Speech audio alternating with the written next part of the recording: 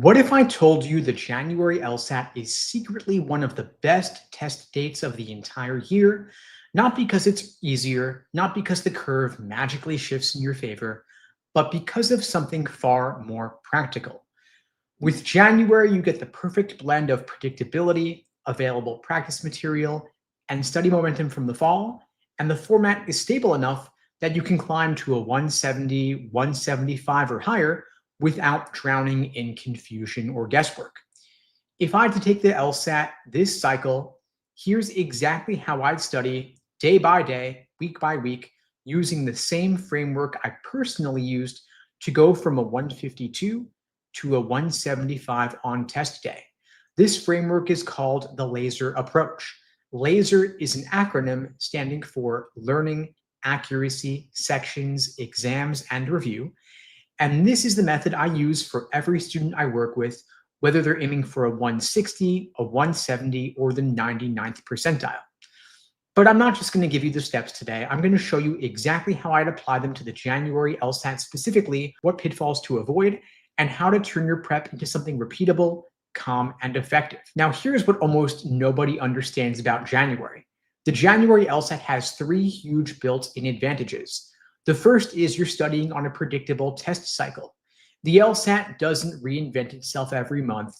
December, January, February, whenever you take it, it's remarkably consistent with logical reasoning patterns, reading comp structure, question difficulty, and that means you can invest deeply in the fundamentals without worrying that the test will suddenly shift under your feet. The second big advantage is that you have a massive backlog of stable practice material. If you're studying for January, you've got a full archive of older prep tests, clear patterns in logical reasoning and reading comp. And so this means you're not scrambling, you're not guessing, you're not training during a chaotic transition. You also get a psychological reset after the holidays. Most students slow down in December, they get distracted by the holidays, but if you don't, you immediately have a huge advantage. If you can keep momentum through the holidays, you will typically outperform your expectations. So if I were taking the LSAT in January, here's how I would build the perfect score from the ground up. First, we have the L in LASER for learning, where you build your foundation correctly. Learning means understanding what the LSAT is actually testing, recognizing how each question type works, building a mental model of logical reasoning structure, training your reading comprehension eye for viewpoints, tone, and evidence, and understanding why the wrong answers are wrong. And most students rush this process. They'll sort of understand question types and jump straight into timed sections. Then they plateau. So if I were prepping for January, I would first spend at least 2 to 4 weeks building a real conceptual foundation. I would use whatever learning format matches my personality, textbooks, on-demand videos, or live classes. And I would make sure I'm not just seeing explanations, but I was actually absorbing the reasoning patterns behind them. And your goal here is simple. You want to go from confusion to competence. You want to go from thinking, what is this, to I know exactly how to approach this. Once you've built that foundation, you're ready for the phase that actually moves your score upward, which is A for accuracy. You are drilling questions by type until it becomes automatic. Accuracy is where improvement becomes visible. If I were studying for January, I would start with the high frequency question types. Logical reasoning has roughly 15 different types, but some show up more frequently than others. So those are your high yield areas where you want to focus. Specifically, necessary assumption, inference, and flaw. Those are the backbone of logical reasoning. Parallel questions, everybody hates them, but there aren't that many of them and everything's worth the same. So you want to start with the more high frequency types. Then you want to drill only one type at a time because this rewires your brain to recognize patterns quickly. You'll start seeing how LSAC phrases assumptions, how they hide flaws, how wrong answers misinterpret evidence, and how scope shifts create traps. If you do one type at a time, it's going to build the pattern recognition you need for a top score. Then you want to get to ideally at least 80% accuracy before moving on. You don't need perfection, but you do need enough consistency that you're not guessing your way through common, easier questions. And once you hit that range, you're ready for the next phase, which is S for sections. You're doing timed 35-minute sections to work on your pacing and your time management.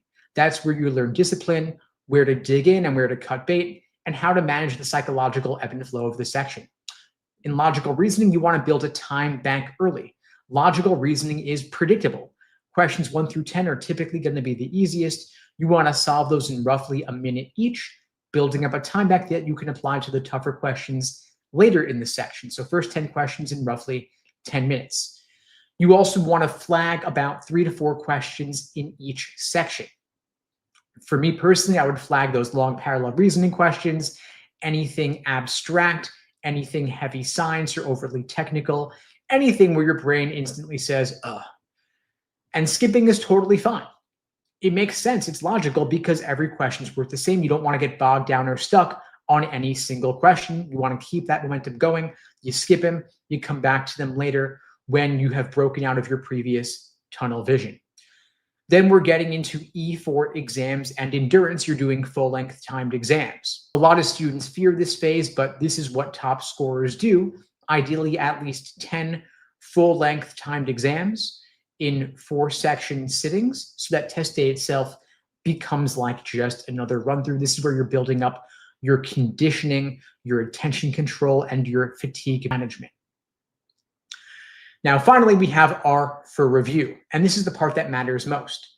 If you want to break out of a plateau, if I had to choose one LSAT skill to keep and forget everything else, I would keep review because that's where all the breakthroughs occur.